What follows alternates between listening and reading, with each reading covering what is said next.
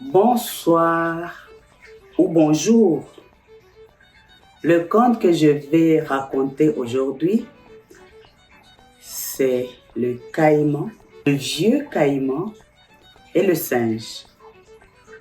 L'histoire se passe près d'un cours d'eau. Le caïman est tellement vieux qu'il a besoin d'aller se réchauffer le matin au bord de cette rivière. Chaque jour, il y va. Et il est le roi de tous les caïmans de cette rivière. Et au même moment, il y a un singe qui lui aussi aime aller se balancer, s'amuser dans un arbre qui pousse près de cette rivière. C'est un arbre fruitier dont le petit singe aime manger les fruits.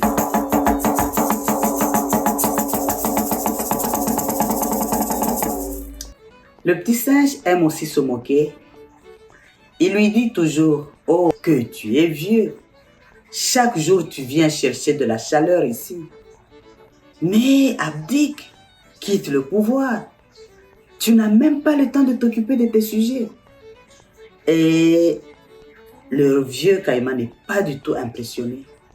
Il se fâche tous les jours, mais il attend un moment pour s'occuper de ce petit singe. Il se dit, il y aura un jour où je vais bien dévorer ce petit singe parce qu'il se moque de moi.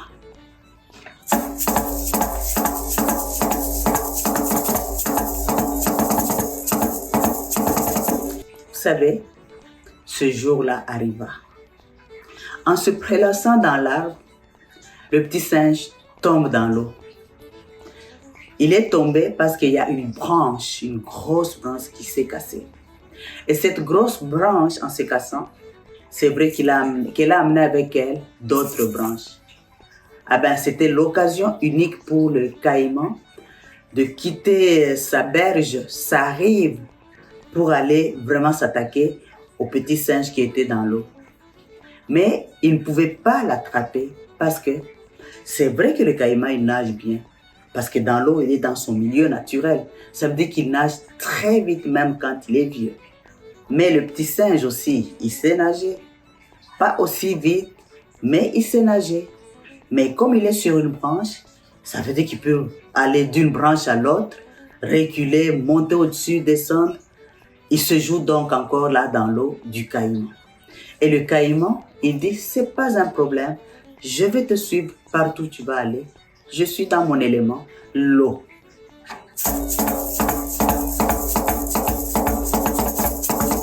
Et le caïman poursuit le petit singe.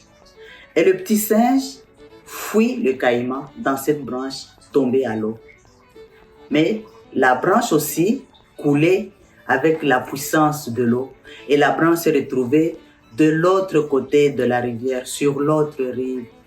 Et le petit singe en a profité pour courir et aller se monter dans un autre arbre qui était juste sur la rive. Et le caïman est sorti de l'eau aussi et s'est mis en dessous de l'arbre. Il lui a dit, c'est pas grave, tu es dans un arbre où il n'y a pas de fruits, je t'attendrai, je suis pas pressé. Et c'est à ce moment-là que le petit singe constata, oups, il n'y a pas de fruits. Comment je vais survivre ici? Qu'est-ce que je vais manger aujourd'hui? Et tout d'un coup, lui vint une idée. Il dit, oh mon vieux caïman, tu crois que tu peux toi-même subsister? Tu crois que tu vas m'attraper? Tu crois que tu vas veiller sur moi? Je ne pense pas que tu puisses même me surveiller. Parce que tout de suite là, tu vas dormir. Et quand tu vas dormir, je sauterai sur ton dos. Tu ne sentiras même pas que je suis sur ton dos. Et je m'en irai. Ah, le caïman est fâché. Comment est-ce qu'il peut encore continuer à me narguer? Comment est-ce qu'il peut continuer encore à se moquer de moi? Il lui dit, pas question. Pas question, tu ne feras pas ça. Tu ne sauteras pas sur mon dos et je vais te le pousser. Et le vieux caïman se met à crier, donc à pousser un cri, le cri des caïmans. Il a poussé un grand cri. En poussant ce cri, c'est un cri de ralliement. Tous les caïmans qui étaient dans la forêt, tous les caïmans qui étaient dans l'eau sont sortis. Ils sont sortis, ils ont rejoint leur chef. Alors leur chef leur a raconté ce qui s'est passé. Eh bien, ils ont dit, il ne pourra pas sortir, on va veiller sur lui.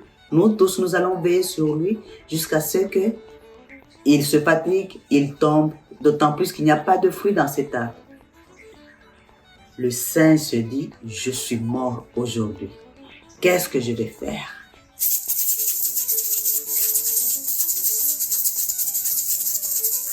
Alors, qu'est-ce qu'il se dit? Le singe a toujours des idées. Il dit, mais vieux caïman, je regarde tes sujets, je pense pas que tu en aies 1000. Le caïman qui lui dit, comment ça que je n'ai pas 1000 caïmans? J'ai même plus que 1000. Le petit singe qui lui dit, de toute manière, tu ne sais pas compter. Donc, j'imagine que, ne sachant pas compter, tu n'as pas compté 1000 caïmans. Moi, je sais compter. Moi, je peux compter pour toi. Et le caïman lui dit, comment ça? Compter pour moi? Mais moi, j'attends pour que je te mange. Et le singe lui dit, non, tu ne me mangeras pas si je compte pour toi. Et le caïman qui dit, comment tu vas compter pour moi? Nous allons faire un contrat. Je vais compter tes caïmans et ensuite, toi, tu ne me mangeras pas si j'arrive à compter que tu n'as pas 1000 caïmans. Le gros caïman, le vieux caïman savait qu'il y avait 1000. Alors il lui a dit, d'accord, je suis d'accord avec ce contrat. Tu peux compter. Alors il lui dit, mais comment je compte? Il faut qu'il se range dans l'eau. Le caïman dit, oh, il faut qu'il se range dans l'eau. Alors il demande à ses caïmans, à ses sujets, d'aller se ranger dans l'eau. Et les caïmans se rangent dans l'eau, l'un derrière l'autre. Et le petit singe descend de l'arbre. Il va compter.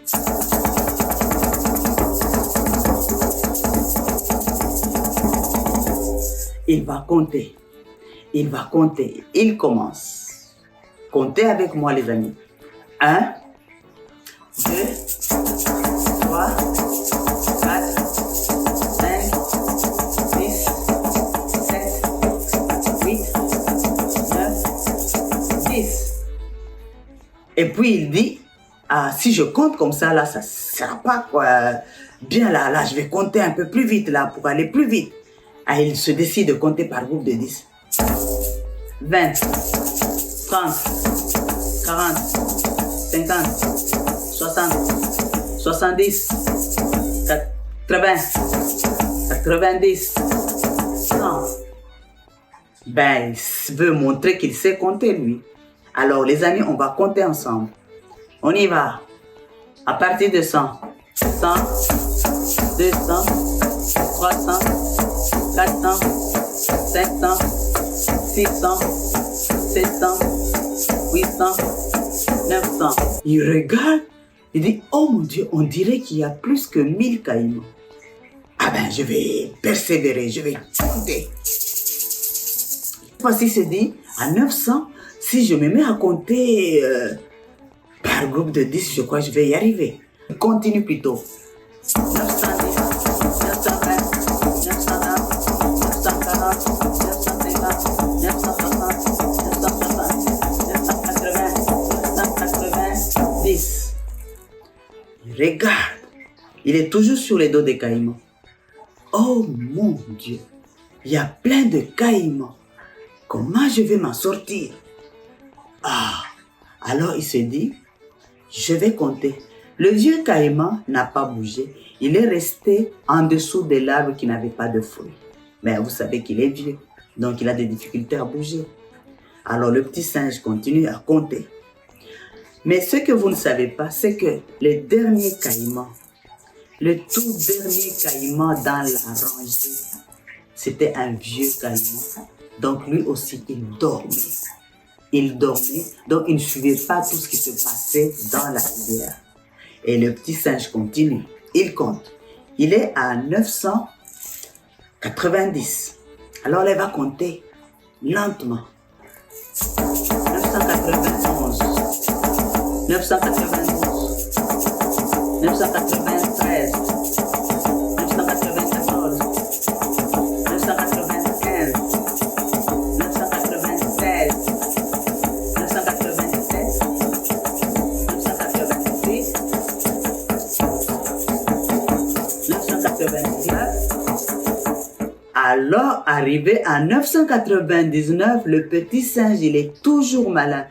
Il prend son élan, saute et court vite. Mais il n'a pas eu le temps de bien sauter. Bien sauter. Le vieux caïman s'est réveillé, l'a attrapé par la queue. Mais il était tellement en vitesse que il l'a attrapé par la queue. Comme il n'est pas fort, la queue s'est arrachée et restée dans ses mains. Et le petit singe a pu avoir la force encore de courir jusque dans l'arbre. Et le vieux caïman, quand il a vu ça, il était très fâché. Il a dit, comment tu as pu faire ça? Et l'autre vieux caïman lui a dit, j'ai pas assez de force dans mes bras. J'ai essayé, mais il est très fort. J'ai juste arraché la queue. Et il a montré la queue au vieux caïman. Le vieux caïman était tellement fâché qu'il a dit, et vous savez, je n'en peux plus. Moi, j'abdique. Je ne suis plus votre roi. Cherchez-vous un autre roi. Et le petit singe dans l'arbre, il était heureux, bien entendu. Bien heureux d'avoir sauté, d'avoir gagné. Mais comment a-t-il gagné? Il a perdu sa queue. Il a eu la peur de sa vie. La très grande peur de sa vie, de sorte que si aujourd'hui vous allez voir ce petit singe, tout son visage, tous les poils de son visage est devenu blanc. Tous les poils de ses mains, c'est devenu blanc. Tous les poils de ses pattes, c'est devenu blanc. Donc il a vieilli à l'instant, tellement il a eu peur.